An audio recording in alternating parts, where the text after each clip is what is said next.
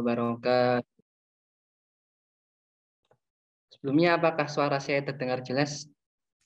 Terdengar dengan jelas. Oke. Bismillahirrahmanirrahim. Ya ayyuhan nabiyyu jahidil kuffara wal munafiqina waghluz alaihim wa ma'wahum jahannam wa bi'sal masir. ضرب الله مثلا للذين كفروا امرأة نوح وامرأة لوط كانتا تحت عبدين من عبادنا صالحين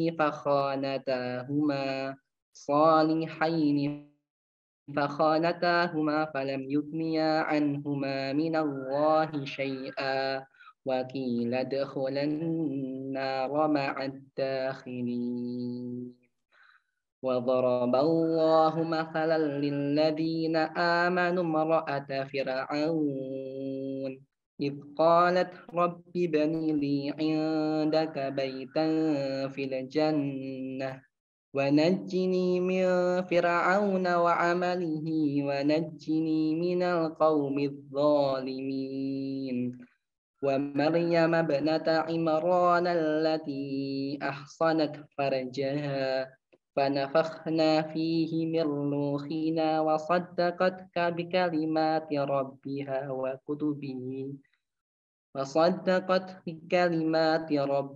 وكتبه وكانت من القانتين. صدق الله العظيم. Wassalamualaikum warahmatullahi wabarakatuh. Waalaikumsalam warahmatullahi wabarakatuh. Terima kasih kepada Saudara Husain yang telah bertilawah. Sebelum memasuki acara selanjutnya, tentunya kita sebagai seorang Muslim, sepatutnya kita dapat mengetahui sejarah peradaban Islam, di mana untuk peradaban Islam sendiri, terutama di zaman kejayaan Islam di tahun 750 sampai dengan 1258 Masehi, terdapat peristiwa penaklukan Andalusia yang dilakukan oleh Bani Umayyah. Oleh karena itu, dalam hal ini berkaitan juga dengan serial anime, yaitu One Piece, yang nantinya akan dipaparkan oleh pemateri kita yang sangat luar biasa. Untuk itu, acara selanjutnya adalah pemaparan pemateri dari pemateri kita sore hari ini. Kepada panitia yang bertugas, silakan.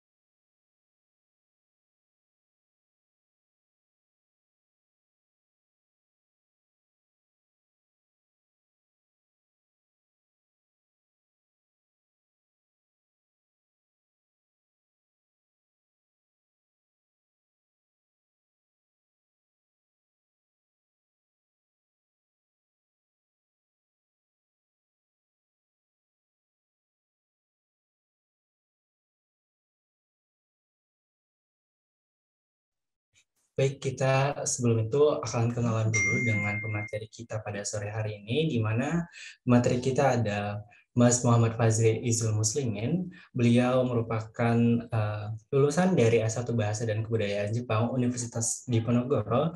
Tentunya pemateri kita pada sore ini tuh banyak sekali pengalaman, baik itu di organisasi ataupun juga pengalaman kerja, di mana kita dapat sama-sama lihat untuk dari riwayat organisasinya. Di tahun 2018 menjadi co-founder Lingkat Studi Cokro Semarang, kemudian di tahun yang sama juga, beliau juga menjadi co-founder Tembok Dakwah Project, dan masih banyak lagi riwayat organisasi yang beliau dalami. Kemudian untuk pengalaman kerjanya, beliau menjadi CEO Napon Investama dan juga film designer, dan masih banyak lagi pengalaman-pengalaman kerja dari beliau. Dan tak kalah juga dari pemateri kita sore hari ini sangat berprestasi, baik dari prestasi nasional sampai dengan internasional, dan terdapat juga beberapa skill-skill dan bahasa yang beliau kuasai. Tentunya sangat luar biasa sekali untuk pemateri kita pada sore hari ini. Sekian untuk pemaparan dari CV pemateri kita. Untuk acara selanjutnya yang kita tunggu-tunggu, sebelum itu saya ingin menghimbau lagi kepada teman-teman semuanya yang tidak terdapat kendala dapat mengaktifkan kamera dan mensimak secara seksama. Kemudian untuk acara selanjutnya yaitu pemaparan materi yang akan dibawakan oleh Mas Izul Muslimin. Sebelum itu saya cek terlebih dahulu apakah Mas Izul sudah membersamai.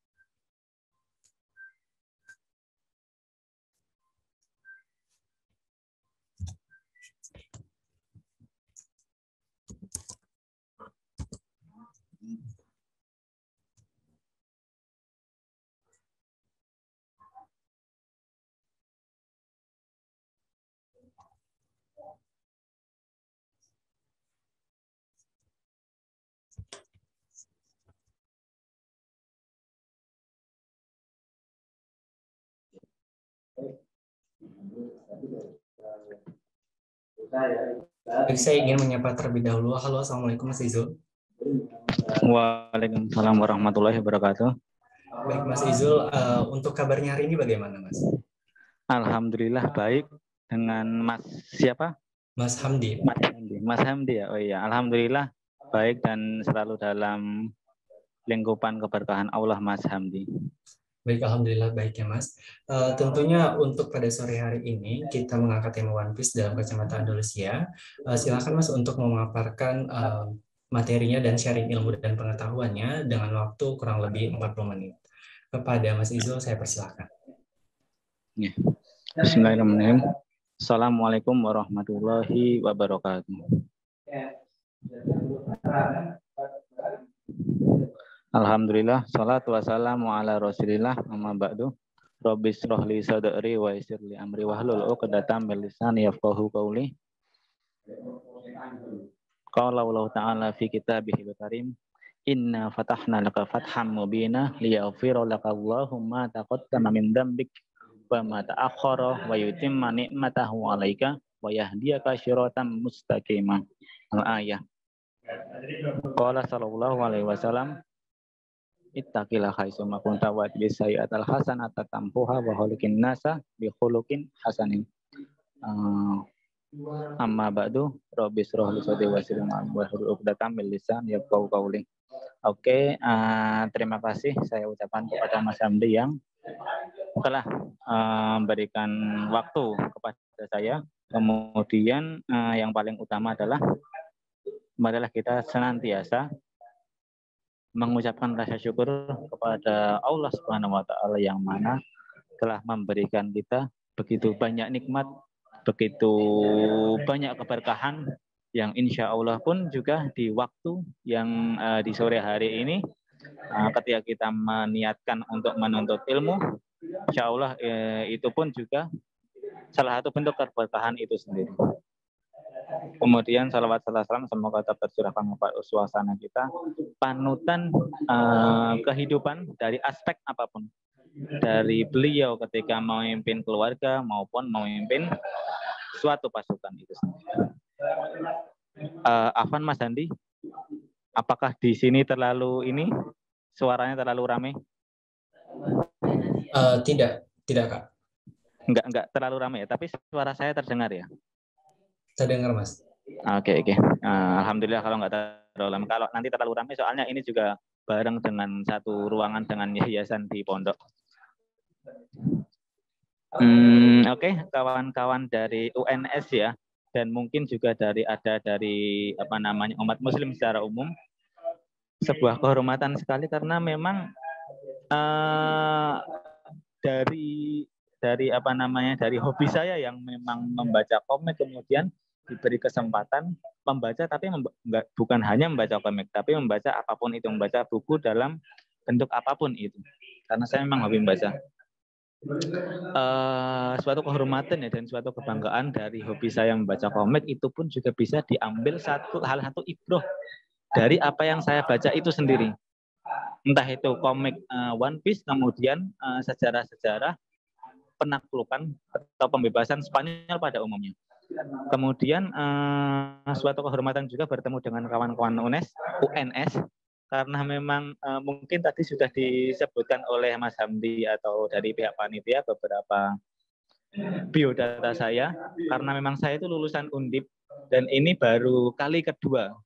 Sebelumnya mungkin di UNS saya pernah sempat berkunjung dan mengisi di Fakultas MIPA kalau nggak salah, Fakultas MIPA-nya juga ketika masih di Undip dulu. Tapi ini yang kali kedua dan memang pembahasannya pembahasan yang umum, pembahasan untuk umum, bukan di pergerakan organisasi ekstra seperti itu. Alhamdulillah ini baru pertama kalinya kalau untuk kajian-kajian yang umum, apalagi ini yang mengundang adalah Masjid Nurul Huda, Masya Allah. Walaupun memang ini forumnya online, semoga tidak mengurangi keberkahan ataupun eratnya silaturahmi yang nanti bisa ditimbulkan. Oke, mungkin tadi beberapa biodata sudah disebutkan.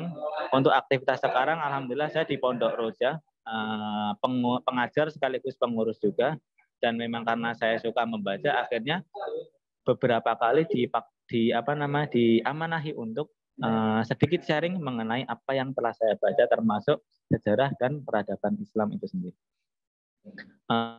Bisa dilihat di slide-nya ya.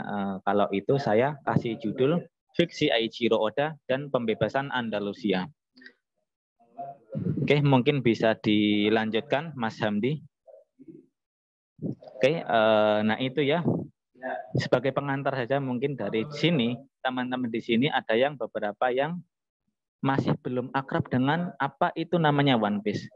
One Piece itu adalah yang pertama kali dirilis adalah manganya atau komiknya, serial komiknya, bukan anime maupun filmnya.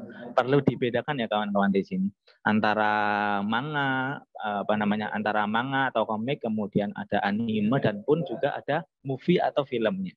Kalau manga itu seperti teman-teman bisa lihat itu adalah komik, kemudian anime itu adalah serial yang dikartunkan. Kemudian kalau film, nah itu sudah benar-benar dibentuk untuk rilis di blockbuster, di bioskop seluruh dunia, seperti itu. Bisa dipahami.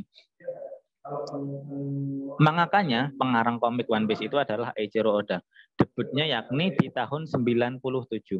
Di tahun 97 komiknya sudah mulai dirilis di Shonen Jump. Shonen Jump itu adalah semacam kompilasi komik. Kalau di Indonesia itu kan ada majalah. Nah, di Jepang itu pun juga ada majalah, tapi isinya rubrik-rubriknya itu adalah komik-komik serial satu episode. Nah, itu kalau yang terkenal untuk komik-komik shonen, komik-komik yang tentang pertarungan laki-laki, baku hantam dan lain-lain itu adalah Shonen Jump.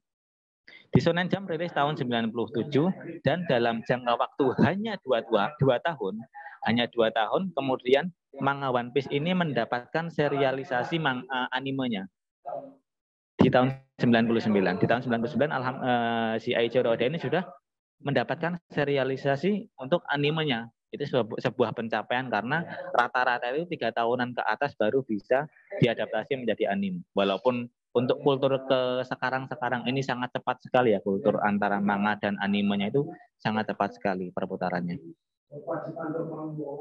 Dan mulai sejak 97 sampai sekarang itu sudah lebih dari 500 juta copy. Dan ini sudah di dalam Guinness World of Record 2015 kalau itu yang saya sebutkan 2015 itu sudah tercatat One Piece itu adalah buku paling laris dengan satu penulis.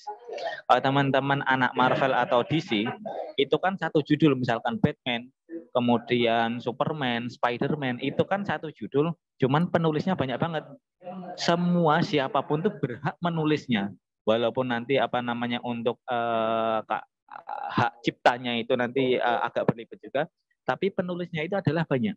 Batman, Spiderman, komik-komik Marvel ke DC, tapi One Piece ini penulisnya adalah satu, dan itu mengalahkan penjualan kopi penjualan dari komik-komik yang ditulis oleh banyak orang tadi, Marvel, DC, dan lain-lain.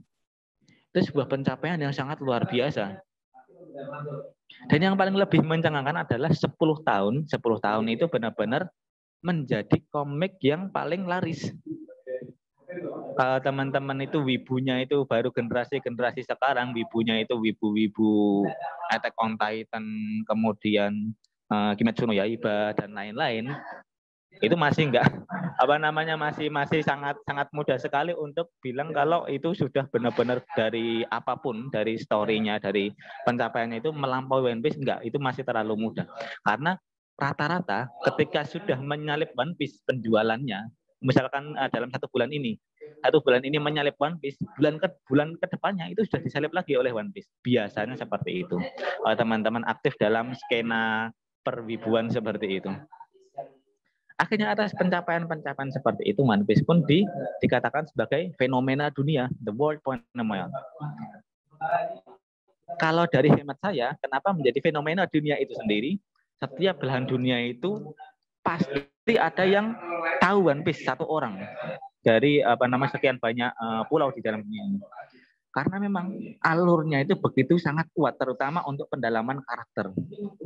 Pendalaman karakter ini kalau teman-teman belajar mengenai kasusastraan, karena seperti yang saya bilang tadi yang saya cantumkan di CV, saya itu lulusan sastra Jepang, makanya saya juga sedikit belajar tentang kasusastraan. Untuk pendalaman karakter itu bisa kita lihat dari kalau gampangnya saja adalah ketika teman-teman lihat anime Dragon Ball itu mungkin ketika Frieza itu muncul, nah itu adalah villain terkuat itu adalah Frieza. Tapi kemudian muncul Cell. Nah, villain terkuat itu bukan Frieza, tapi Frieza itu nggak ada apa-apanya dengan Cell. Muncul lagi Majin Buu. Sekarang lagi muncul sampai Dragon Ball Super itu ada muncul. Saya malah nggak hafal Dragon Ball Super itu, saya malah nggak mengikutinya. Muncul Cerberus mungkin dengan sekali jentikan bisa menghancurkan planet seperti itu. Nah, itu pendalaman karakternya itu sudah sangat ambigu sekali, seolah-olah itu dunia ini tanpa batas banget gitu. Nah, tapi di dalam One Piece, karakter yang paling pertama muncul dan itu adalah karakter yang paling kuat hingga sekarang, itu masih tetap Goldie Roger. Itu mengerikan sekali untuk mempertahankan keistiqomahan ini, si Eiichiro Oda ini benar-benar harus menanggalkan sikap eksplorasi dia sebagai seniman, eksplorasi untuk menggambar atau menciptakan kisah-kisah yang begitu lebih spektakuler itu harus ia tanggalkan. Dan atas seperti itulah akhirnya One Piece ini benar-benar banyak sekali penggemarnya. Dari di tahun 97 mulai tahun rilisnya sampai sekarang itu masih muncul penggemar barunya. Bahkan ada kabarnya itu teman saya itu baru mengikuti serial One Piece dari 0. Ini mau maraton dari 0 sampai episode ke berapa kalau di episode kalau di komik itu kan sampai chapter 1053 kalau nggak salah. Kemudian dari segi intrinsik One Piece-nya seperti itu yang paling menarik. Kemudian ekstrinsiknya adalah menawarkan worldview yang komprehensif. Mungkin teman-teman bisa lihat kalau anime-anime yang macam Love Live atau anime-anime yang wibu oi seperti itu. Nah, itu kan ya paling bercerita mengenai ya tentang hal-hal yang dalam tanda kutip remeh-remeh lah. Ya keseharian kita. Namun berbeda dengan One Piece karena di sini itu benar-benar dari segi bagaimana sistem dunia ini bekerja, sistem media informasi, propaganda media oleh Morgan the News, kemudian apa yang dibalik negara itu sendiri, Tenryubito, ada Gorosei dan lain-lain. Itu menawarkan worldview yang sangat komprehensif. Oh ya, dunia ini tuh dunia yang sedang bekerja yang di hadapan kita, ternyata itu dibaliknya itu ada semacam flamingonya, ada semacam man behind main behind the scene. Ada orang-orang yang mengendalikan dunia dari bawah tanah yang nggak kita pahami. Mungkin di negara Indonesia pun seperti itu. Kalau di negara Indonesia kan presidennya itu mungkin Jokowi. Nah mungkin yang mengendalikan Jokowi siapa? Pak Luhut kayak, atau mungkin ada lagi yang mengendalikan Pak Luhut itu sendiri. Allah alam. Karena seperti inilah One Piece ini benar-benar sangat menarik sekali. Oke, next Mas Hamdi. Kita belajar dari kita sharing sedikit mengenai konsep dasar kekuasaan. Ketika teman-teman membaca One Piece ya, kekuasaan itu bukan melulu tentang bagaimana kita menguasai suatu daerah, kemudian sewenang-wenang untuk memerintah masyarakatnya. Itu enggak seperti itu. Dan pun juga di dunia sekarang kita ini, di dunia sekarang itu enggak seperti itu juga. Nah, di dalam dunia One Piece,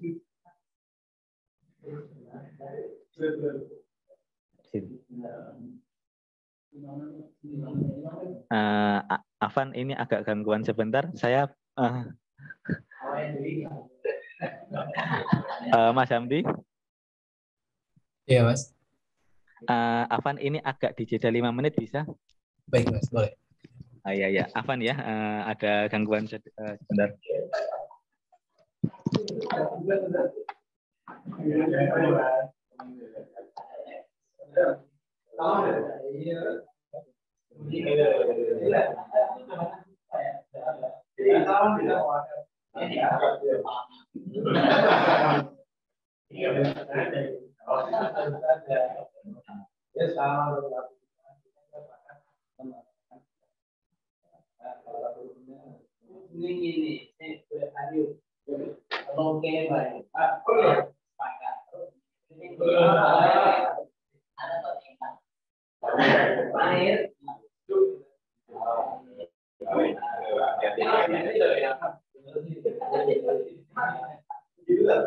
Ya kalau Rasulullah ketika bayat itu kan itu sama. Orang sama kan terus PKB.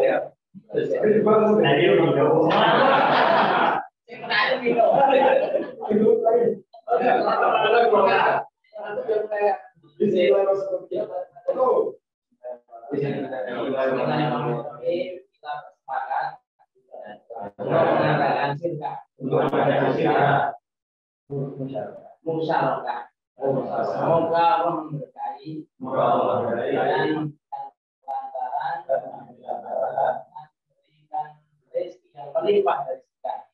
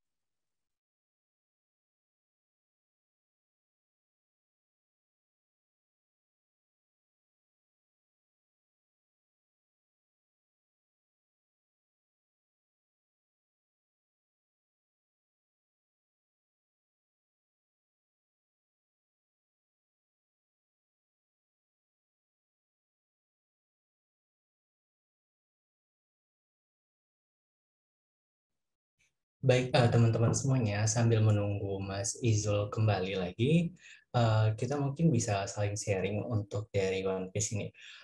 Di sini sudah, oh baik, sudah kembali lagi Mas Izulnya. Baik, kepada Mas Izul dipersilakan lagi untuk memaparkan materinya, Mas.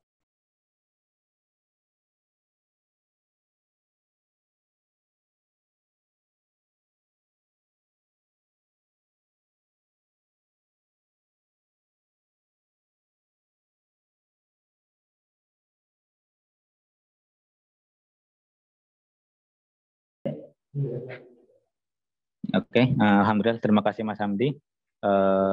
Afwan kawan-kawan, karena di sini semuanya bareng, antaranya semuanya bareng, akhirnya banyak yang harus ke distract. Oke, terima kasih Mas Hamdi yang telah memberikan saya kesempatan lagi.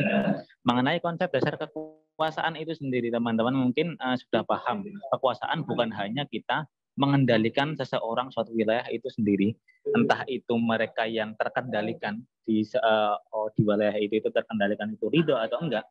Tapi ala kuliah halin banyak yang ridho, tapi enggak sedikit pula yang enggak ridho atas kekuasaan itu sendiri. Tapi teman-teman alami mungkin di realitas kenyataan di sini. Ya mungkin ketika kita hidup di negara Indonesia itu mungkin terkadang kita itu enggak ridho dengan peraturan-peraturan pemerintah seperti ini. Tapi ada suatu kala mungkin ketika dengan idealisme kita sebagai Muslim, ketika kita diperintah oleh khalifah atau benar-benar orang yang Islamnya itu benar-benar kafah, nah itu kita benar-benar ridho dan kita mendapatkan jaminan keamanan seperti itu. Nah, yang mencoba ditawarkan worldview yang ditawarkan One Piece itu di dalam suatu kekuasaan, misalkan dalam saya kasih contoh itu dalam kekuasaan Yonko atau Kaisar Laut. Dalam kekuasaan Yonko itu kebanyakan dari mereka, tapi nggak banyak juga sih. Misalkan dalam bawah kekuasaannya Shirohige. Nah, kebanyakan dari pulau-pulau wilayah kekuasaan Shirohige mereka mendapatkan jaminan keamanan, nggak bakal diganggu oleh pemerintahan dunia, world government itu sendiri. Nah, itu yang dinamakan kekuasaan yang mengayomi. Tapi ketika kita berbicara kekuasaannya Kaido, banyak rakyatnya di Wano Kuni, di Aquano ini terakhir sekarang itu banyak mereka yang merasa terdolimi. Akhirnya mereka itu pun banyak mengecam kekuasaannya seperti ini. Nah, kemudian poin kedua adalah ketika teman-teman pahami ekspansi Islam itu, entah itu bahasanya itu penaklukan atau pembebasan, tapi yang paling utama adalah ekspansi ini dilakukan atas misi dakwah. Cuman mungkin dari orang-orang barat, orang-orang orientalis ini entah disengaja atau enggak ala kuliah halin mereka itu mencitrakan bahwa ekspansi dakwah ini kebanyakan itu menggunakan pedang, akhirnya berambisi untuk menaklukkan suatu wilayah itu sendiri. Padahal kalau kita berkaca dalam penaklukan Andalusia ataupun penaklukan di manapun itu yang dilakukan oleh Islam, kebanyakan latar belakang mereka itu mengangkat senjata itu adalah karena dakwah mereka itu diganggu para dai. Jadi yang pertama itu adalah dai yang masuk pertama dalam suatu wilayah itu dai yang mendakwahkan Islam. Kamu mau masuk Islam enggak? Kalau enggak ya udah, mungkin besok lagi datang lagi mau masuk Islam enggak, seperti itu. Tapi ketika diusik, bahkan ketika dai-nya itu dipenggal, ya kita orang Islam itu benar-benar langsung yang maju kedua adalah pasukan militernya. Tapi yang perlu digarisbawahi adalah ekspansi Islam itu adalah bermisi dakwah. Nah, itu yang mungkin menjadi penolakan atas ini Islam itu disebarkan melalui pedang, nah, seperti itu. Jadi yang harus kita garis bawahi ya, dua poin itu ya. Realitas yang dialami rakyat itu terkadang itu ridho atas kekuasaan. Kalau enggak ya enggak ridho karena memang kekuasaannya itu semenang-menang. Kemudian ekspansi yang kedua adalah ekspansi Islam itu bermisi dakwah. Next Mas Hamdi, mengenai Andalusia sebelum Islam. Perlu teman-teman ketahui ya, bisa di next kan. Udah. Andalusia sebelum Islam. Andalusia itu kalau itu bahasa sekarangnya itu wilayah Spanyol, Portugal dan sekitarnya. Kalau batas-batas secara geografis saat ini saya kurang mengetahuinya, tapi yang masuk dalam wilayah Andalusia itu adalah Spanyol, Portugal dan sedikit Prancis dan beberapa daerah-daerah yang lain. Andalusia sebelum Islam. Kenapa disebut Andalusia? Karena yang mendiami daerah kala itu adalah bangsa Vandalusia, Vandal. Bangsa Vandalusia ini ketika memang zaman sebelum Tariq bin Ziyad kemudian melakukan ekspansi dakwahnya, itu bangsa Vandalusia ini adalah dijajah bangsa Gotik atau Visigoth dari Jerman kalau nggak salah. Bangsa Gotik ini menjajah Vandalusia dan ketika itu mereka itu memaksakan ajaran Kristen Arya mereka terhadap kalau bangsa Vandal ini adalah kebanyakan dari mereka dominannya itu memeluk agama Katolik. Nah, mereka itu bangsa Gotik ini memaksakan agama Kristen Arya mereka terhadap rakyat Vandalusia. Akhirnya mereka pun juga merasa terjajah. Jadi garis bawahi ya, bangsa Andalusia ketika diperintah oleh Visigoth itu merasa terjajah mereka. Mereka itu merasa terjajah, tidak diayomi.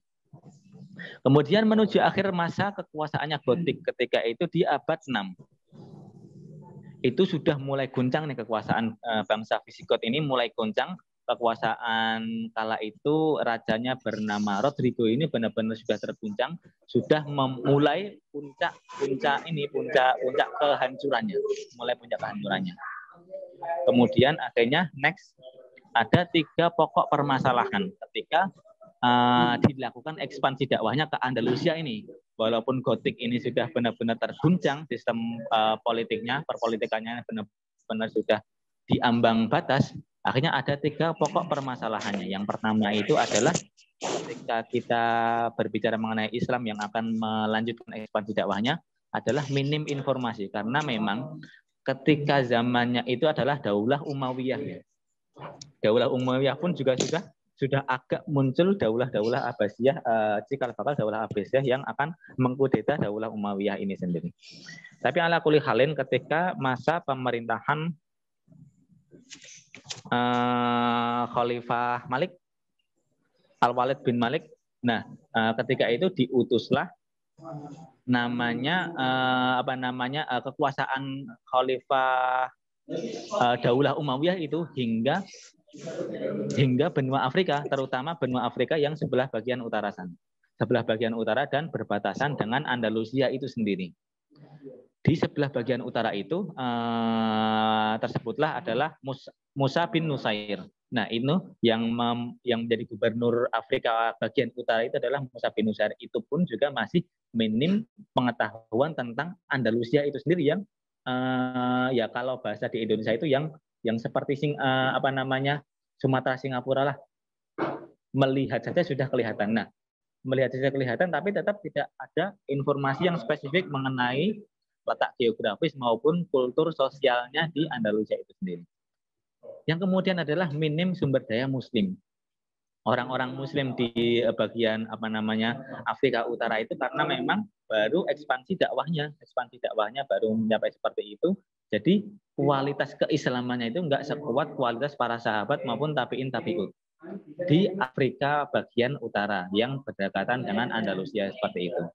Kemudian masalah kedua adalah ada satu kerajaan yang kecil, tapi kerajaan ini cukup kuat dan cukup survive untuk mempertahankan dominasi Islam itu sendiri di dunia. Kerajaan ini adalah kerajaan Ceuta atau Sabta, itu kerajaan Nasrani yang ada di pojokan, di dekat kalau dari Selat Gibraltar itu benar-benar sudah kelihatan kerajaan Sabta atau kerajaan Ceuta ini. Kerajaan Nasrani yang masih berdiri di atas dominasi kekuasaan Islam di Afrika bagian utara. Itu adalah 3 pokok permasalahan yang harus kita garis bawahi juga, yang alhamdulillah mungkin karena misi Tariq bin Ziyad dan kawan-kawan ini misi dakwah akhirnya dibuka satu persatu oleh Allah Subhanahu wa taala. Next Mas Hamdi. Mengenai 3 pokok permasalahan seperti itu dan ada 3 tokoh kunci futuhat. Kenapa disebut futuhat bukan penaklukan atau imperialisme? Karena memang futuhat itu lebih adil ketika kita menggunakan kata futuhat, bukan penaklukan ataupun imperialisme itu. Karena futuhat itu adalah pembebasan, mencerahkan. Nah, nadanya itu positif karena dengan misi dakwah itu sendiri. dengan misi dakwah, akhirnya nada-nadanya itu semuanya itu berakhir positif. Nah, 3 tokoh kunci Futuhat itu adalah Musa bin Nusair, gubernur Afrika bagian utara yang seperti saya sebutkan di awal tadi, sekitar 705 Masehi. Kemudian ada Thorif bin Malik. Nah, ini adalah intelijennya Muslim kala ini. Thorif bin Malik ini adalah kebangsaannya itu Berber, kebangsaannya Afrika. Beliau ini ditugaskan oleh Musa bin Nusair untuk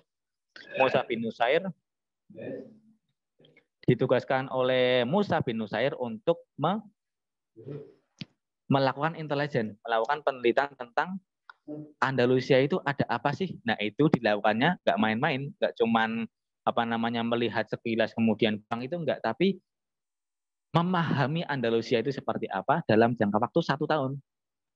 Nah, sambil Thorif bin Malik itu memata-matai Andalusia, kemudian di Afrika bagian utara di Maroko ini sudah benar-benar sudah dilatih oleh Musa bin Nusair mental mujahid-mujahidnya. Bangsa Berber dari Afrika ini, dari Maroko ini, benar-benar keislaman mereka itu ditempa, dari segi fisik maupun rohani mereka itu benar-benar ditempa, akhirnya menjadi mujahid-mujahid yang siap untuk membuka kawasan Andalusia itu sendiri. Akhirnya lahirlah Tariq bin Ziyad dan pasukan-pasukannya yang berjumlah ribuan itu. Oke, next. Nah, sebenarnya ceritanya ketika saya mengkisahkan ini cukup sederhana, cuman ada beberapa intrik-intrik yang perlu teman-teman pahami. Yang pertama adalah ada beberapa fase-fase yang mungkin sedikit saya sederhanakan, yakni fase persiapan seperti yang dilakukan Musa bin Nusair, gubernur dari Afrika bagian utara itu. Beliau mempersiapkan, yang pertama adalah mempersiapkan SDM Muslimin itu sendiri.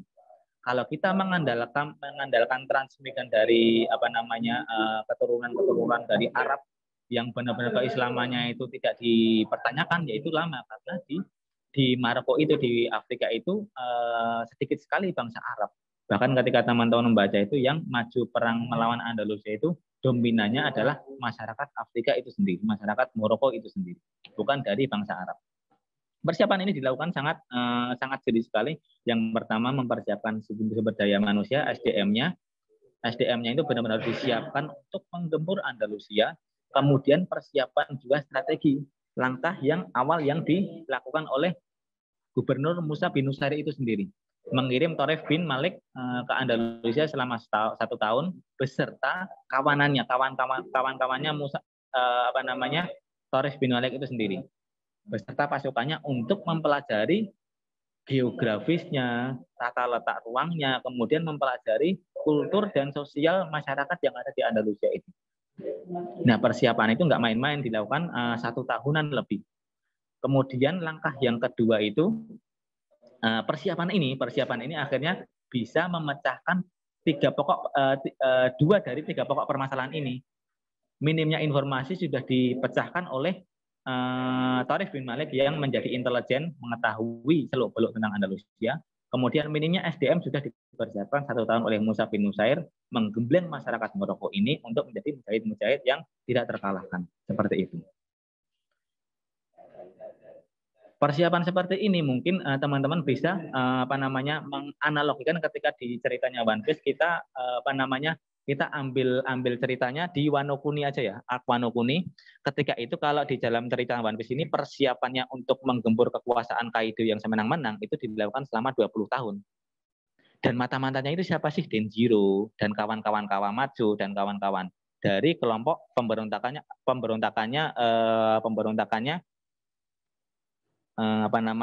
Akazaya 9. Bahasa Inggrisnya saya lupa banget. Akazaya 9 ini yang menjadi pihak intelijennya adalah Denjiro yang menyamar selama 20 tahun untuk mengetahui seluk-beluk bagaimana pergerakan Kaido itu sendiri.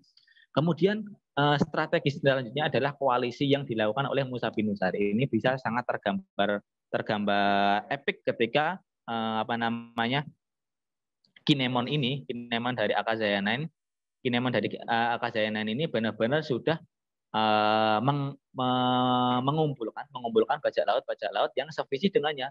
Sevisi dengannya itu termasuk juga Mugiwara Pirates, Straw Hat Pirates dari Luffy pun juga satu visi dengan Kinemon untuk membebaskan negeri Wano itu sendiri. Nah, Musa bin Utsari ini benar-benar di luar dugaan, akhirnya malah kerajaan Sabtah atau Ceuta tadi, kerajaan Nasrani kecil itu ternyata punya dendam pribadi dengan Andalusia yang dipimpin oleh Gotik.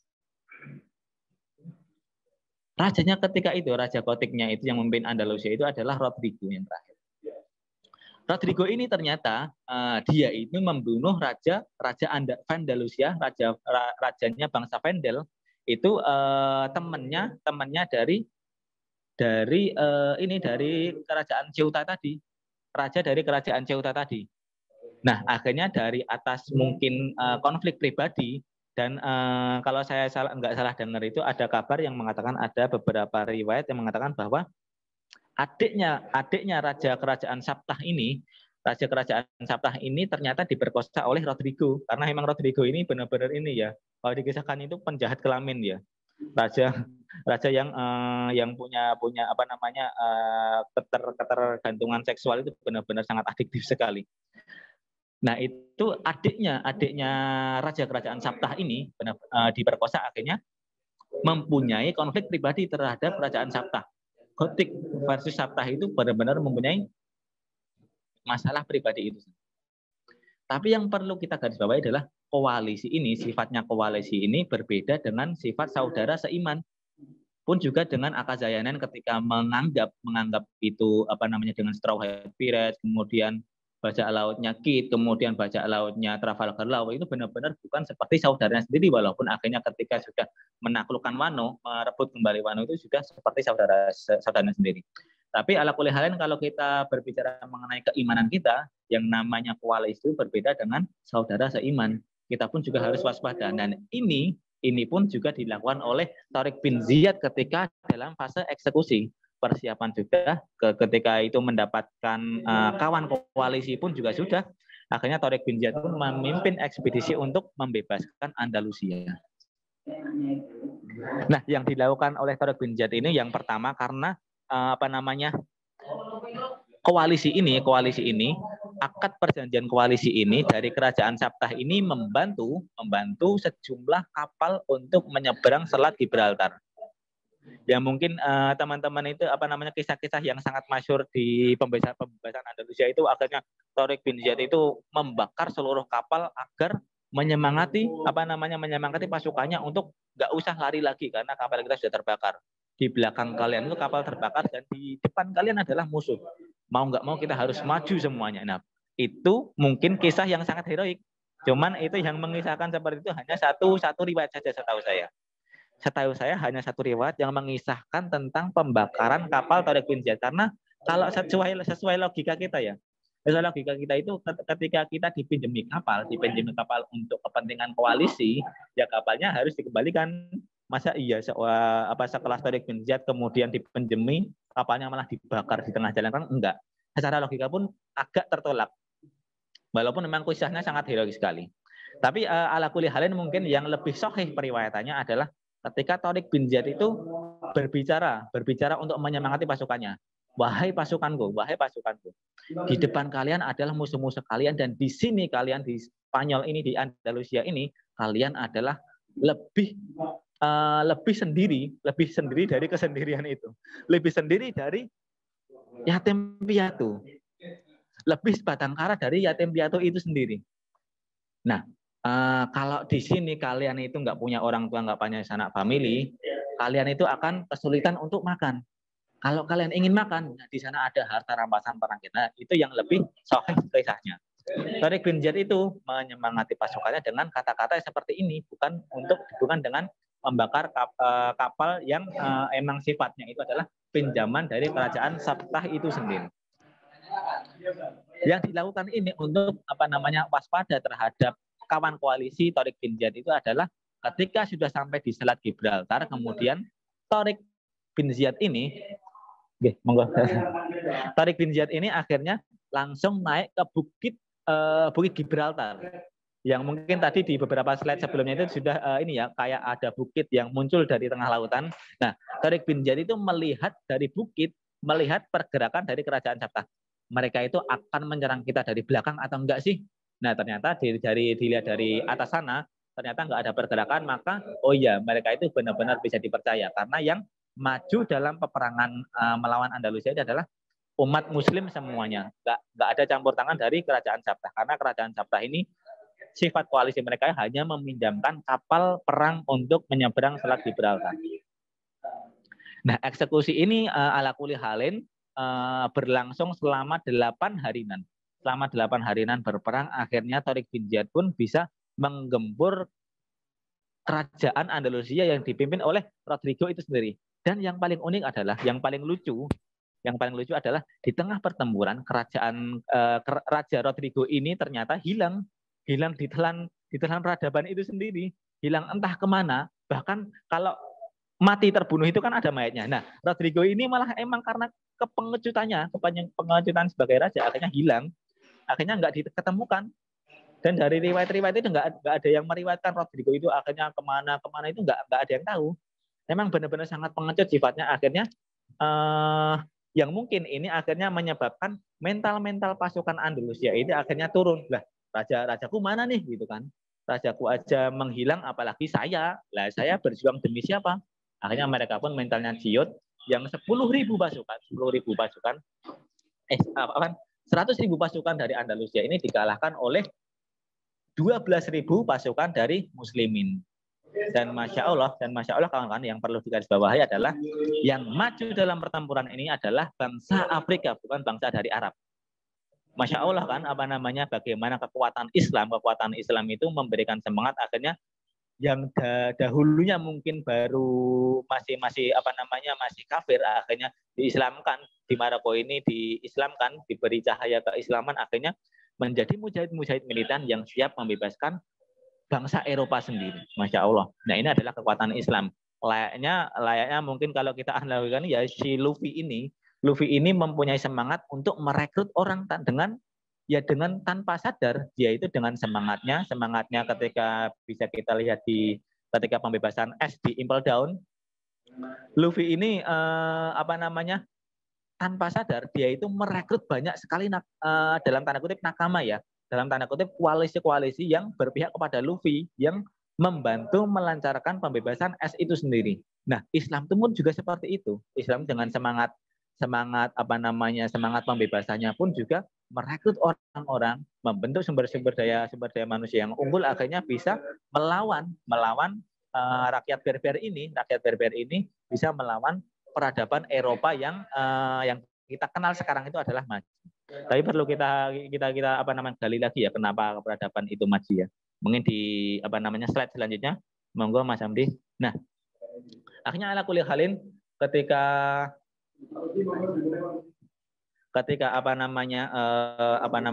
bangsa Maroko, bangsa Berber ini menaklukkan Andalusia, malah saya kagum dengan kajiannya Ustadz Akmal Syafril, tulisannya Ustadz Akmal Syafril yang sangat menggelitik sekali. Tulisannya itu dari Afrika mencerahkan Eropa. Nah, ini kan sangat kontradiksi dengan yang kita rasakan sekarang, seolah-olah Afrika itu adalah peradaban yang mundur, kemudian Eropa itu adalah peradaban yang sangat maju, peradaban yang sangat terdidik seperti itu. Masya Allah, akhirnya itu dengan tulisan Ustadz Akmal itu saya paham, oh ya ternyata yang membebaskan Andalusia itu bukan dari Arab, tapi dari bangsa Afrika itu sendiri. Dan itu bukan penaklukan ya kawan-kawan ya, bukan imperialisme, apalagi imperialisme, bukan penaklukan, karena sifatnya itu adalah mencerahkan Eropa itu sendiri. Pembebasan Andalusia.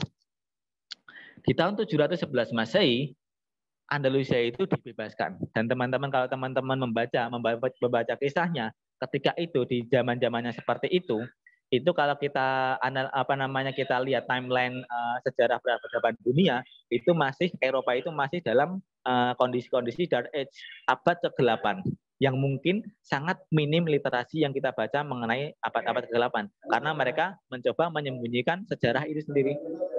seperti World Government, seperti Gorosei dan World Government dan lain-lainnya, pihak pemerintahan dunia di One Piece itu mencoba menghapus kejadian Void Century yang mungkin aib bagi pemerintahan itu, dunia itu sendiri pun juga Eropa, para orientalis pun juga mencoba menghapus keberadaan akan The Dark Age atau abad ke-8 itu agar citra mereka itu seolah-olah terhormat dari awal mula peradaban mereka berdiri. Padahal kalau teman-teman perhatikan di abad ke-6 ke-7 mereka itu benar-benar sangat terpuruk sekali. Kalau kata Ustadz Budi Azhari itu di Andalusia tepatnya di kota-kota Eropa di sana itu mereka itu sudah belum mengenal apa itu bersuci. Kalau bahasanya itu, bahasa kasarnya itu apa itu cebok.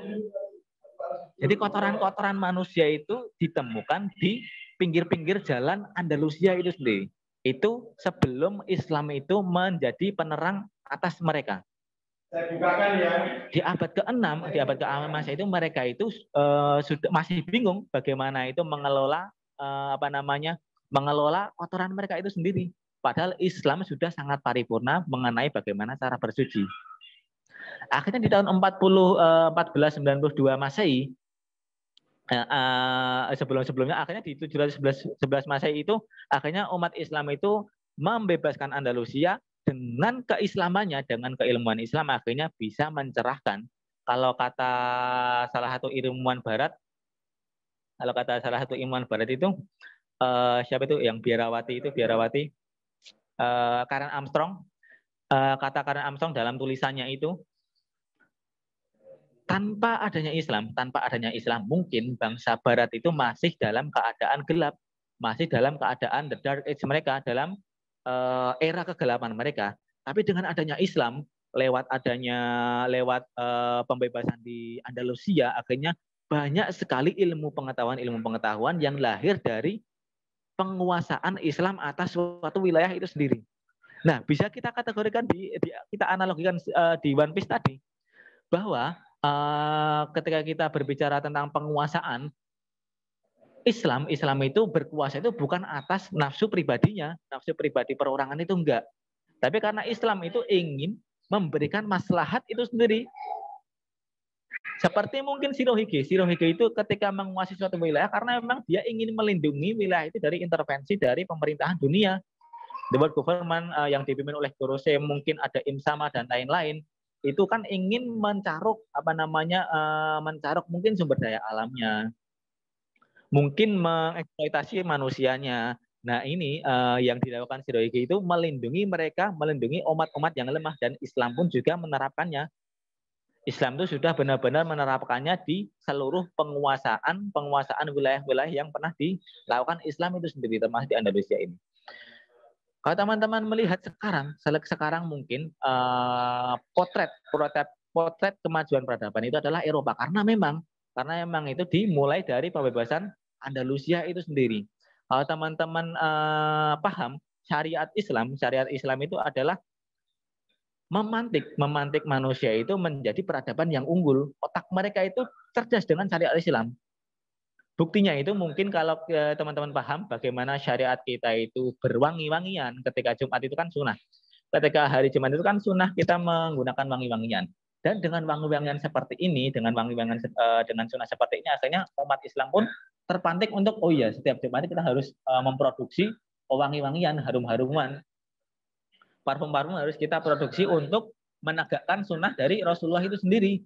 Akhirnya apa yang dilakukan oleh penguasaan Islam di Andalusia ini adalah mungkin teman-teman paham parfum yang paling terkenal itu adalah parfum dari Paris, dan itu adalah sedikit dari syariat Islam yang dilakukan nenek moyang Paris, dan termasuk itu adalah Paris itu kan termasuk juga wilayah Andalusia. Nah, itu adalah upaya-upaya pembaharuan ilmu yang dilakukan oleh rakyat Andalusia yang dipimpin oleh Islam itu sendiri.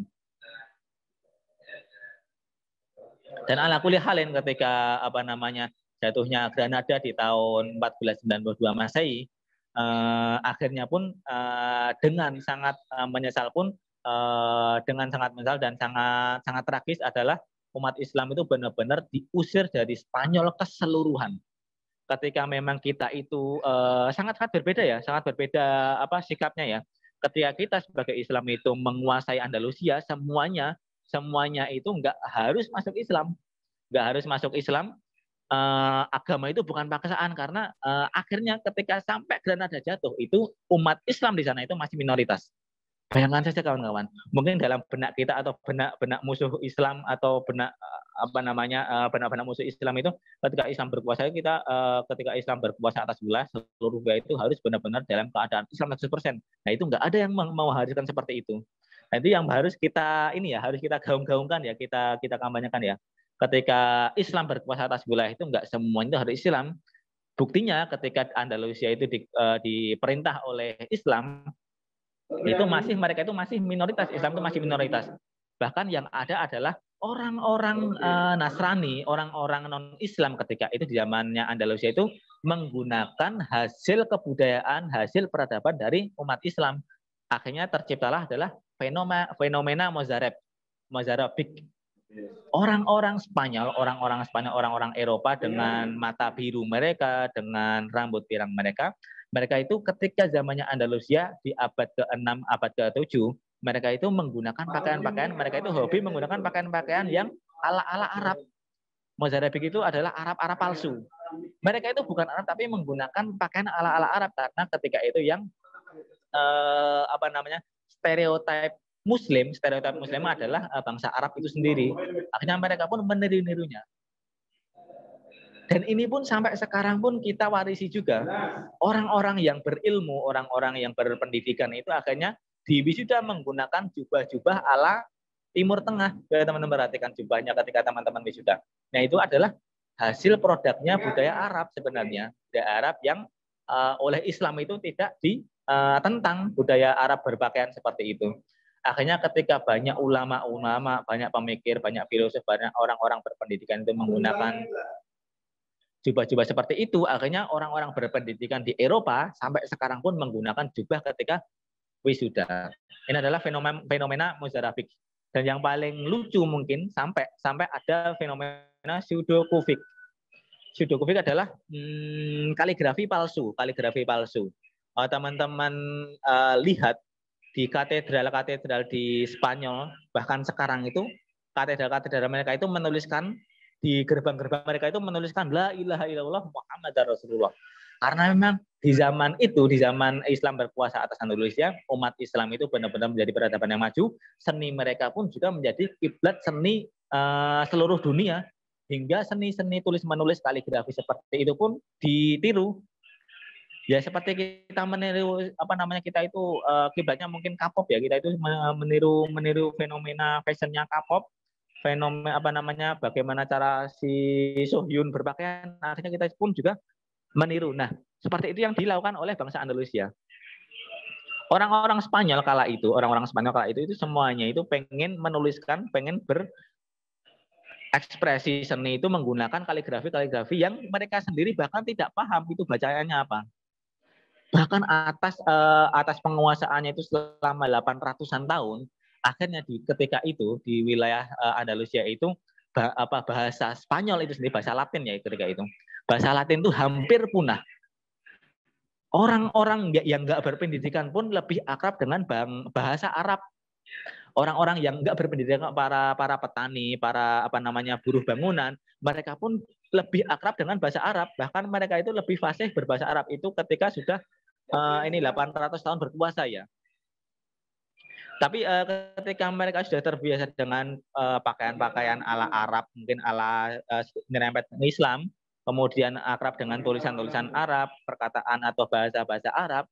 Tapi ketika umat Islam Granada itu jatuh di tahun 1492 Masehi, akhirnya semua yang berbau Arab, bahkan kitab di Spanyol sana itu dilarang menggunakan bahasa Arab. Benar-benar sikap yang benar-benar bertolak belakang. Ketika Islam berkuasa, semua itu dibebaskan. Malah mereka itu dengan senang hati mengikuti bagaimana kebiasaan orang-orang Islam itu sendiri. Bahkan sampai mereka itu masih Nasrani, mereka itu masih nggak beriman. Tapi mereka itu bangga dengan budaya itu sendiri, budaya Arab itu sendiri. Oke, next Mas. Oke, mungkin ini sebagai sebelum konklusinya ya. Apakah The Greatness of Al-Andalus ini adalah menjadi nyanyian yang merdu saja, kemudian menjadi glorifikasi sejarah saja? Mungkin bisa teman-teman jawab itu sendiri. Cuman yang perlu kita bersama garis bawahi adalah ketika teman-teman paham bagaimana sejarah di dunia ini bekerja, bagaimana sejarah peradaban dunia, bukan hanya sejarah ya, sejarah peradaban dunia ini bekerja, tentunya teman-teman itu glorifikasi sejarah itu adalah satu hal yang penting karena memang kita itu bergerak atas identitas kita itu sendiri. Kalau identitas kita sebagai Muslim, kita harus bangga dengan keislaman kita. Dan kita itu dengan keimanan kita itu ya kita harus bangga. Oh iya, mungkin sistem untuk mengatur rakyat itu yang paling pas adalah sistemnya jamaahnya Islam. Sistem yang mengatur pendidikan yang paling tepat adalah sistem pendidikan yang Islam tawarkan, seperti itu. Akhirnya glorifikasi sejarah itu adalah hal yang perlu, tapi bukan hanya itu poin pentingnya. Glorifikasi sejarah itu adalah hal yang perlu untuk ya kita paham sejarah itu. Oh ya, Islam itu pernah berkembang di Eropa. Islam itu benar-benar pernah berkembang dan memajukan bangsa Eropa itu sendiri. Masa kita sebagai orang yang memeluk Islam aja nggak bangga? Akhirnya menjadi PR itu adalah ketika sudah terjadi glorifikasi sejarah, tentunya akhirnya kita langsung kemudian siapa lagi nih yang akan terlahir sebagai Tariq bin Ziyad? Kita itu rindu akan Tariq bin Ziyad, kita itu rindu akan Salahuddin Al-Ayyubi, kita itu rindu akan Al-Fatih dan lain-lain. Kita pengen menyaksikan kebangkitan Al-Fatih. Nah, yang poin penting adalah bukan menyaksikan, bukan perkara menunggunya, tapi bagaimana kita itu menyiapkan generasi, kita itu menyiapkan pribadi kita sebagai Al-Fatih selanjutnya, Salahuddin Al-Ayyubi selanjutnya, ataupun Tariq bin Ziyad selanjutnya untuk menjadi pembebas negara-negara yang masih tertutup itu sendiri. Kalau toh kita nggak bisa, ya minimal kita harus mempersiapkan generasi untuk menjadi pembebas sejarah itu sendiri. Oke, next Mas. Nah, epilognya adalah sedikit cerita tentang mengenai Void Century ya. Void Century adalah abad kekosongan ya, teman-teman mungkin yang Ibu One Piece di sini sudah paham apa itu abad kekosongan. Abad kekosongan itu adalah satu abad 100 tahun yang benar-benar hilang sejarahnya. Cerita-ceritanya, catatan-catatan sejarahnya itu benar-benar dimusnahkan oleh pemerintah. Dimusnahkan oleh pemerintah dunia. Apa yang harus kita pelajari dari sini? Sejarah itu adalah hal yang sangat penting sekali. Bahkan kalau teman-teman perhatikan di dalam One Piece, ketika terjadi abad kekosongan itu, 100 tahun itu bukan hal yang sebentar. 100 tahun itu benar-benar hal yang nggak sebentar, karena emang 100 tahun satu abad itu benar-benar mengukir sejarah yang mungkin bagi pemerintah adalah aib mereka. Dan orang yang mengetahui sejarah bagi pemerintahan zalim seperti world government, kemudian sistem Tenryubito dan lain-lain, abad kekosongan ini, orang-orang yang mengetahui kebenaran tentang abad kekosongan, Void Century itu adalah orang-orang yang berbahaya karena mereka mengetahui aib mereka.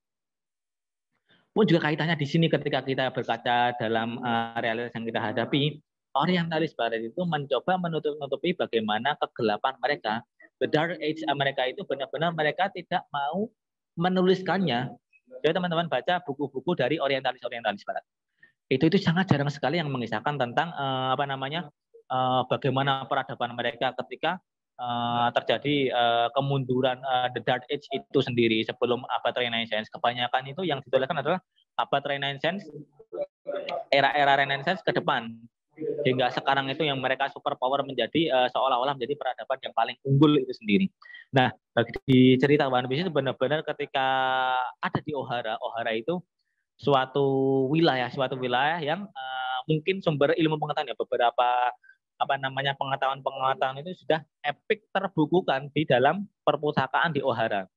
Tapi ketika itu pemerintah dunia tahu bahwa ada yang tahu, pemerintah dunia itu paham bahwa ada yang tahu mengenai abad kekosongan. Yang tahu itu siapa? Beberapa penduduk di Ohara, termasuk ibunya Robin. Bahkan Robin itu pun juga dianggap sebagai kriminal besar ketika usianya masih sangat belia, usianya masih anak-anak. Nah, ketika itu apa yang dilakukan pemerintah zalim ini, pemerintah world government ini akhirnya membumi hanguskan bukan hanya sumber literasinya, tapi manusia hingga wilayah-wilayahnya semuanya dibumi hanguskan. Itu sangat mengerikan sekali. Itu mungkin yang bisa kita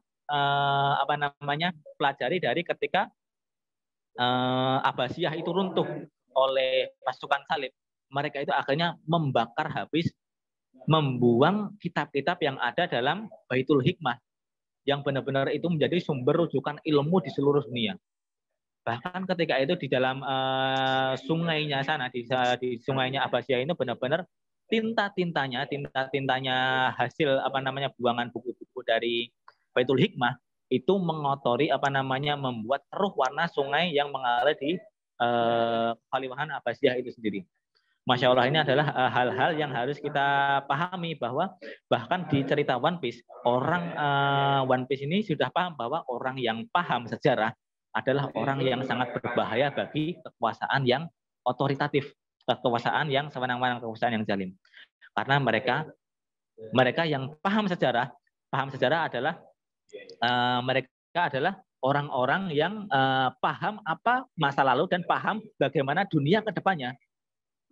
Bahkan ada yang mengutipkan bahwa orang-orang pakar sejarah itu adalah paham masa lalu dan paham bagaimana dunia selanjutnya akan berjalan, atau malah mendikte bagaimana dunia selanjutnya itu akan berjalan seperti apa. Mereka itu mendikte, orang-orang yang pakar paham akan sejarah itu sendiri. Akhirnya Robin itu sampai sekarang pun menjadi inceran para pemerintah dunia sampai sekarang.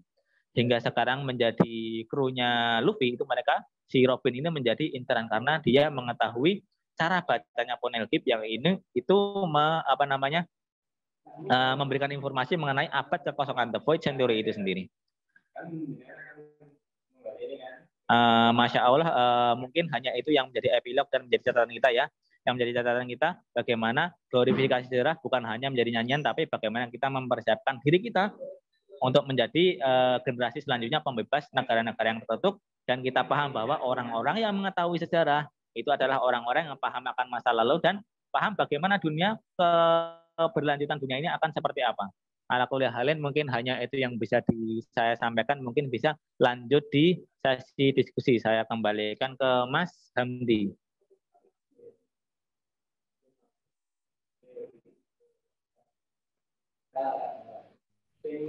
Baik, terima kasih kepada Mas Izul yang telah memaparkan materi kita pada sore hari ini, yang sangat luar biasa dan sangat insightful banget. Mungkin sedikit yang bisa saya highlight dari pemaparan dari Mas Izul, di mana One Piece ini sendiri itu dasarnya adalah komik, yang mana komik ini terlaris selama 10 tahun berturut-turut.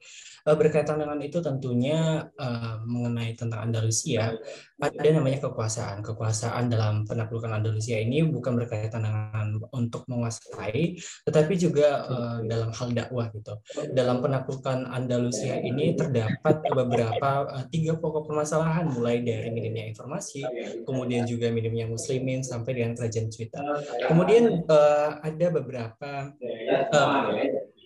tantangan yang harus dihadapin untuk menaklukkan Andalusia ini, tentunya dengan persiapan, kemudian juga dengan koalisi dan juga eksekusi. Dan sedikit yang saya highlight lagi, pernyataan bahwasannya agama bukan untuk paksaan, di mana Islam hadir ini untuk kemaslahatan umat. Baik, untuk acara selanjutnya adalah sesi diskusi dan tanya jawab. Kepada teman-teman yang ingin bertanya dapat menggunakan fitur raise hand dan langsung on mic, atau juga dapat mengirimkan di kolom komentar dengan format nama _instansi _pertanyaan. Kami membuka pertanyaan dengan 3 penanya pertama. Baik, di sini sudah ada yang raise hand. Kita awali dengan dari Mas Yusuf. Kepada Mas Yusuf dipersilakan untuk bertanya. Baik, terima kasih. Suara saya masuk ya? Ya, benar Mas Yusuf. Oke, bismillahirrahmanirrahim. Assalamualaikum warahmatullahi wabarakatuh. Waalaikumsalam warahmatullahi wabarakatuh. Sebelumnya terima kasih kepada Mas MC ya, yang telah memberikan sedikit waktunya pada kami untuk bertanya. Kemudian terima kasih juga kepada Ustadz Izul yang sudah memaparkan materi. Baik, yang jadi pertanyaan saya adalah bagaimana kerangka yang dibangun Islam itu ya. Ketika Islam dihancurkan itu terdengar seperti apa, generasi selanjutnya dari orang yang melawan Islam itu justru malah berbalik mencintai bahkan memeluk Islam gitu ya. Kita lihat sendiri kan kilas balik ya, orang-orang Mongol ketika menyerang dunia Islam ya, Abbasiyah waktu itu kan apa, orang-orang Abbasiyah hancur, tapi selanjutnya orang-orang Mongol itu berislam, masuk Islam gitu, dan mungkin bahkan melahirkan keturunan-keturunan yang lebih kuat ya, kayak bangsa Berber, terus kemudian Mamalik dan lain sebagainya gitu kan di Afrika, terus kemudian tersebar di Crimea, terus kemudian di Chechnya dan lain sebagainya gitu kan. Dan juga ketika apa, ya mungkin di Amerika ya, di Amerika itu kan terkenal akan perangnya terhadap dunia Islam gitu ya. Nah, kan tetapi saya pernah dengar prediksi itu bahwasanya di Amerika itu tahun 2075 atau 2050-an itu Islam itu akan jadi agama mayoritas di Amerika gitu ya. Jadi nanti dominasi Kristen akan berkurang di sana gitu. Nah, dan nama-nama Islam sendiri itu di Amerika sekarang sudah banyak gitu ya. Maksudnya kemarin saya lihat di top list nama-nama Amerika, nama-nama bayi Amerika itu yang paling banyak itu dalam 2 tahun terakhir ini adalah nama Muhammad gitu. Nah, itu kan berkebalikan dengan 10 tahun terakhir ya. Itu kan belum seperti ini gitu. Nah, itu bagaimana sih kerangka berpikir Islam yang dibangun itu? Karena dihabisi tapi malah orang-orang yang menghabisinya itu justru masuk Islam gitu. Nah, itu bagaimana Ustaz? Terima kasih. Mas Izal bisa langsung ditanggapi, Mas. Oke, Masya Allah dari Mas Yusuf ya. Saya pernah membaca bukunya Ibnu Khaldun itu, Al-Muqaddimah. Judulnya itu Muqaddimah, itu pengantar. Cuman bukunya itu sampai berapa ribuan halaman. Ada suatu adagium atau istilah yang dibuat oleh Ibnu Khaldun. Nah, Ibnu Khaldun itu adalah ulama dari Andalusia itu sendiri. Insya Allah ya. Ibnu Khaldun dari Andalusia yang pernah mengatakan bahwa bangsa yang terjajah itu akan senantiasa mengikuti kebiasaan bangsa yang menjajah.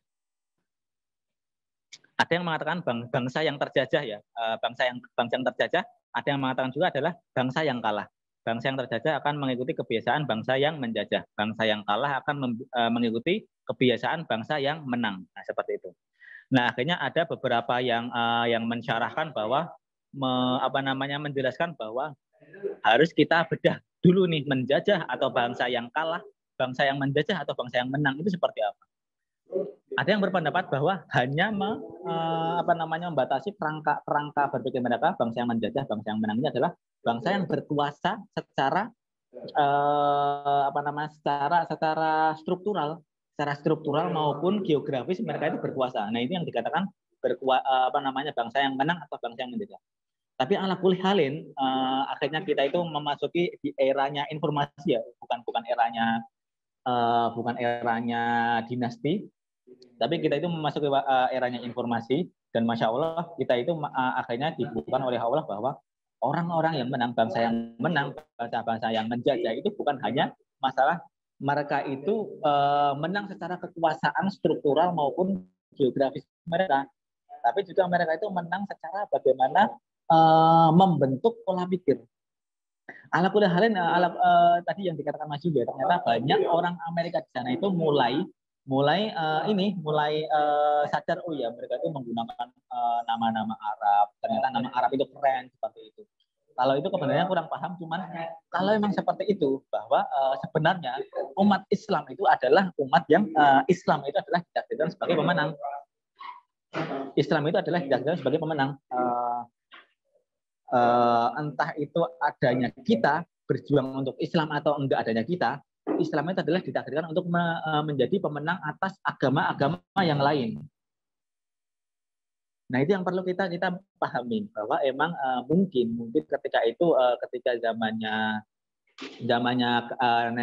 nenek kita itu masih Islam itu bukan hal-hal yang sesuatu hal yang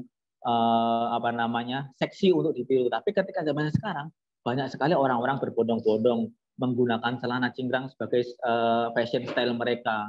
Kemudian ngaji sebagai kebudayaan yang sangat keren. Seperti itu kan sudah mulai memuncul-munculkan karena emang kita itu pola pikirnya itu Islam sebagai pemenang atas ideologi apapun. Mungkin ketika zaman-zamannya perjuangan di Indonesia lah, perjuangan di Indonesia itu kan yang paling mencolok adalah perjuangannya Soekarno sebagai bapak proklamator kita. Ide-ide yang mempengaruhi Soekarno itu kan nasionalis, komunis, kemudian Islamis. Nah, Islamis itu benar-benar tidak luput akan pengaruh suatu bangsa, suatu jalannya suatu bangsa itu. Islam itu emang benar-benar sangat mempengaruhi. Nggak cuma Soekarno, tapi juga bapak negara Kartosuwiryo yang sangat terlalu keras, atau mungkin Cokroaminoto yang menggunakan Islam sebagai asas landasan gerakan syarikat Islamnya itu sendiri.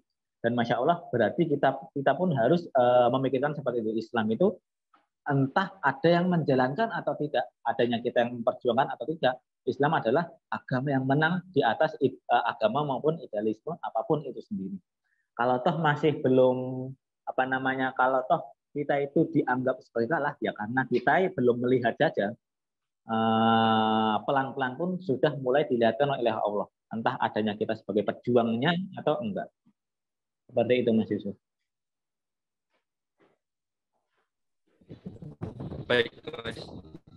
Baik, terima kasih atas jawabannya. Ya, sama-sama Mas Yusuf. Baik, terima kasih kepada Mas Yusuf yang sudah memberikan pertanyaan dan kepada Mas Izul yang sudah merespon. Untuk penanya terakhir nih ada Mas Muhammad Faiz. Kepada Mas Muhammad Faiz, saya persilakan.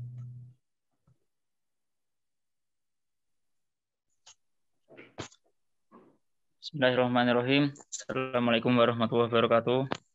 Waalaikumsalam warahmatullahi wabarakatuh. Alhamdulillahirrahmanirrahim. Hamdan katsiran thayyiban mubarakan yuhibbuna wa yarda. Allahumma shalli ala Muhammad wa alihi wasallam. Terima kasih pada Mas moderator dan Ustadzuna Mas Izul Muslimin Ibu. Jadi ada pertanyaan yang ingin saya tanyakan kepada Mas Izul. Ada ketika kita melihat peristiwa, kita memahami satu hal bahwa sosok Monkey D. Luffy yang bajak laut itu kan kalau dikenal oposisi kebatilan, itu karena keturunannya Panglima Revolusi ya Mas Pak Dragon itu kan benar-benar Pak Dragon ya. Dan kan suatu negeri itu selalu tuntas gitu. Jadi ketika suatu negeri mengalami kezaliman, mengalami suatu Jago Mugiwara di situ kan pasti akan terbebas dari kezaliman itu. Nah, yang ingin saya tanyakan kan Andalusia itu bagaimana ceritanya kok bisa Andalusia inkuisisi Islam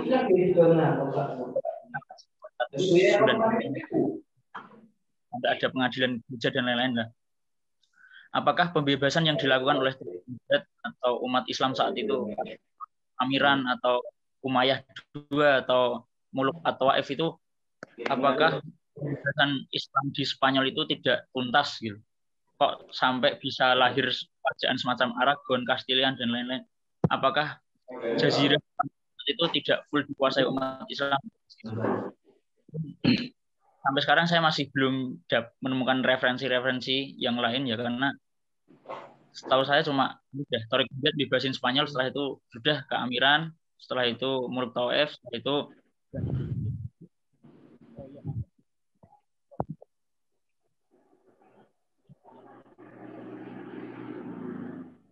Mas Faiz nggak kedengeran Mas Faiz. Tek. Nah, Oh iya ya dengar. Intinya apakah pembebasan Spanyol saat itu kurang atau tidak tuntas, Ustaz? Dan bagaimana nasib Tariq bin Ziyad pasca pembebasan Spanyol gitu? Oh iya. Oh iya Masya Allah. Siap. Pun Mas Ibnu, mungkin itu pertanyaan saya. Oke. Ini langsung dijawab ya Mas Hamdi. Silakan Mas Izal, langsung Oke. ditanggapin. Oke, apa namanya sekedar informasi ya. Tadi itu adalah Gus Faiz ya, Gus saya. Itu harusnya beliau yang menjadi pengisinya, bukan saya. Saya jadi indredek ini. Nanti di debat kalau saya nggak benar membuat sharingnya. Jadi begini Gus Faiz, saya mohon maaf atas kelancangan saya. Nanti harus mulazamah lagi mengenai ilmu-ilmu sejarah. Beliau itu sebenarnya pakar sejarah, tapi sok-sokan tanya ngetes muridnya ini. Tapi ala kulli halin Mas Gus Faiz, sebenarnya kalau kita memahami dan mungkin tadi menjadi poin bagi kita ya, ketika Luffy berada di suatu wilayah itu memang si Eiichiro Oda seperti apa membikinnya, tapi akhirnya wilayah yang diinjak si Luffy itu pernah menginjakkan kaki itu, kalau memang sedang tertindas mereka itu terbebaskan. Tapi kalau nggak sedang tertindas seperti Sabaudi itu kan ya masih ya seperti itu aja, seperti itu. Masya Allah, karena memang kalau teman-teman makanya tadi kita sebutnya itu adalah pembebasan, bukan penaklukan atau imperialisme. Dan memang kalau teman-teman berkaca pembebasan Spanyol itu apakah sudah bagus atau enggak, sebenarnya kalau saya pahami itu memang benar-benar sudah sangat sempurna malahan. Cuman ala kulli halin ya seperti sebenarnya konsep penguasaan entah mulai sejak kapan, tapi akhirnya mungkin bakalan bergeser Gus Faiz kalau saya memahaminya. Konsep penguasaan itu bukan hanya sebagai kita itu berkuasa atas suatu wilayah, akhirnya kita itu mengontrol. Bukan hanya sebatas itu saja, apalagi yang hanya di struktural, karena memang kita tahu sendiri di negara kita ini kan di belakangnya presiden kita ada beberapa orang-orang yang pasti mengontrolnya, itu kan kita sudah menjadi rahasia umum. Itu pun juga sudah dikisahkan epik.